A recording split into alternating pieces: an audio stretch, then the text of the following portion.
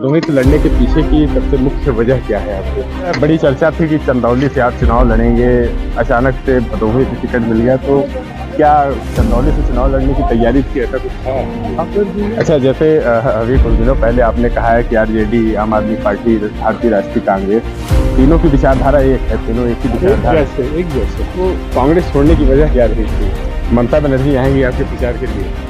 अभी कुछ दिनों पहले ब्रजेश पाठक ने आपके दादाजी जो हैं, उनके पुत्र हैं मंगलापति त्रिपाठी, उनके पुत्र हैं सुमेश पति त्रिपाठी, उनको बीजेपी ज्वाइन कराया और कह रहे हैं कि औरंगाबाद हाउस में सेंधमारी है। क्या आप कैसे देखते हैं इसे? मंत्री नरेंद्र मोदी को कैसे देखते हैं आप? अगर देखा जाए एक तरीके से, कहा जाता है बहुत अच्छे प्रधानमंत्री हैं, देश के लिए बहुत कुछ कर रहे हैं, आप कैसे देखते हैं? योगी आदित्यनाथ, आखिरी सवाल है, योगी आदित्यनाथ को लेके, कानून व्यवस्था को लेके बड़ी बातें कही जाती है, क्या मानते हैं कानून व्यवस्था यूपी कहती है?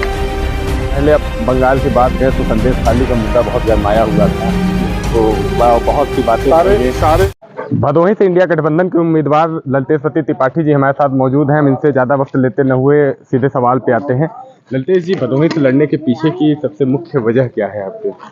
अब देखिए, मुझे लगता है कि समाजवादी पार्टी के राष्ट्रीय अध्यक्ष जी और अखिलेश यादव जी और आदरणीय ममता बनर्जी के बड़े मधुर संबंध हैं, उनके रिश्ते अच्छे हैं। और जब ये तय हुआ कि मुझे चुनाव लड़ना है, तो राष्ट्रीय अध्यक्ष जी ने ये फैसला लिया कि वो अपनी मजबूत सीट में से एक, जो भदोही लोकसभा है, वो ममता जी को देंगे। ये पार्टी लेवल का उद्देश्य, अगर आप एक तरह से मानिए, तो यही था।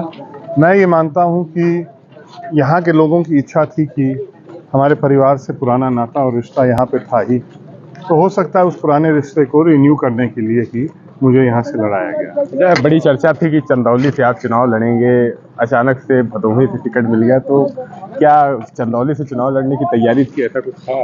अब उम्मीद ये था, क्योंकि ममता जी ने कहा था अखिलेश जी से कि जहाँ से कमलापति जी थे वहाँ से मुझे लड़ाने के लिए। राष्ट्रीय अध्यक्ष जी ने जो निर्णय लिया है, उसका हम लोग स्वागत करते हैं। वो निर्णय मुझे लगता है इसलिए लिया गया क्योंकि कहीं ना कहीं उनकी इच्छा ये है कि ममता जी की पार्टी, ममता जी का प्रत्याशी जीते।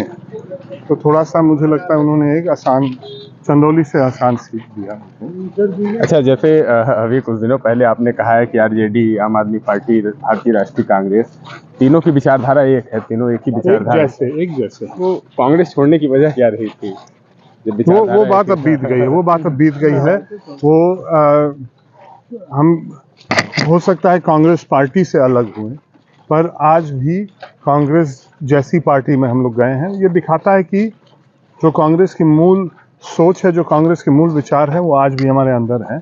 और मैं उस विचारधारा के साथ मैंने समझौता नहीं किया, ये मैं गर्व के साथ बोल सकता हूँ। ममता बनर्जी आएंगी आपके प्रचार के लिए? 100% हम लोग का पूरा प्रयास रहेगा कि वो आए। हम लोग का प्रयास रहेगा कि इंडिया गठबंधन के अन्य साथी, राष्ट्रीय अध्यक्ष अखिलेश यादव जी आए। ये प्रयास चल रहा है। अंतिम हफ्ते में मुझे लगता है कि बड़ा कार्यक्रम यहाँ पे होगा। अभी कुछ दिनों पहले ब्रजेश पाठक ने आपके दादाजी जो हैं, उनके पुत्र हैं मंगलापति त्रिपाठी, उनके पुत्र हैं सुमेश पति त्रिपाठी, उनको बीजेपी ज्वाइन कराया और कह रहे हैं कि औरंगाबाद हाउस में सेंधमारी है। क्या आप कैसे देखते हैं इसे? अब देखिए, वो उनका निजी विषय है, मैं उस पर ज़्यादा कुछ नहीं कहूँगा। मेरे चाचा हैं, मेरे चाचा हमेशा रहेंगे। वो उनका आशीर्वाद मेरे साथ है, ये भी मुझे पता है। अब आप उसको एक उल्टा दिशा मत दे दीजिए, पर वो उनकी सोच है, वो गए हैं। परिवार एक है, परिवार एकजुट है, परिवार एक साथ जब भी कोई चुनौती सामने आएगी, एकजुट होकर उस चुनौती का सामना करेगी। प्रधानमंत्री नरेंद्र मोदी को कैसे देखते हैं आप? अगर देखा जाए एक तरीके से, कहा जाता है बहुत अच्छे प्रधानमंत्री हैं, देश के लिए बहुत कुछ कर रहे हैं, आप कैसे देखते हैं? मीडिया हो सकता है कहे कि बहुत अच्छे हैं, पर मुझे ये लगता है कि जनता तय करेगी कि अच्छे हैं कि बुरे हैं। 2024 का चुनाव मुझे लगता है कि उस चीज़ को स्पष्ट कर देगी कि देश की जनता क्या सोच रही है उनके बारे में। योगी आदित्यनाथ, आखिरी सवाल है, योगी आदित्यनाथ को लेके, कानून व्यवस्था को लेके बड़ी बातें कही जाती हैं, क्या मानते हैं कानून व्यवस्था यूपी में कहती है? अब सूबे के मुख्यमंत्री हैं, उनकी बातों पे चलें तो फिर लगता है कि सब अच्छा है, पर हकीकत ये है कि जो आंकड़े सामने आते हैं, उसी के आधार पर यह तय होता है कि कानून व्यवस्था कहाँ अच्छा है, कहाँ खराब है। पश्चिम बंगाल मैं ये गर्व के साथ बोल सकता हूँ कि महिला सुरक्षा में पश्चिम बंगाल नंबर 1 है और उत्तर प्रदेश किस स्थान पे है वो स्पष्ट कर देता है कि कानून व्यवस्था क्या है। अभी कुछ दिनों पहले आप बंगाल की बात करें तो संदेश खाली का मुद्दा बहुत गरमाया हुआ था, तो बहुत सी बातें सारे आरोपी जेल में, वो तो जो है बाद में जो है सारे आरोपी CBI ने हैंडओवर किया, जो है सीबीआई को हैंडओवर हुए। कोलकाता पुलिस ने सारे आरोपियों को घटना के 24 घंटे के अंदर गिरफ्तार किया। अगर सीबीआई हाई कोर्ट में जाके रोक नहीं लगाई होती तो फिर सारे के सारे आरोपी, मुझे ये भरोसा है कि 48 घंटे के अंदर जेल के अंदर होते हैं।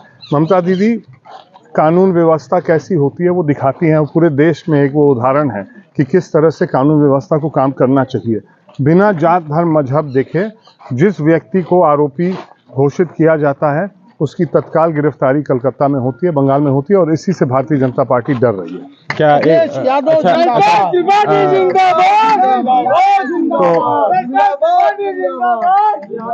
हमारे साथ बातचीत करने के लिए टीएमसी से भदोही से उम्मीदवार ललितेश पति त्रिपाठी जी थे। उन्होंने बेबाकी से सारे सवालों का जवाब दिया। उन्होंने कहा कि चंदौली सीट से लड़ने के लिए उन्होंने कहा था, लेकिन पार्टी के राष्ट्रीय नेतृत्व का निर्णय था कि भदोही सीट से लड़ा जाए, जो कि उनके लिए काफ़ी आसान है, इसलिए ललितेश पति त्रिपाठी भदोही सीट से उम्मीदवारी कर रहे हैं। कैमरा पर्सन प्रमोद तिवारी के साथ मुकेश पांडे की रिपोर्ट।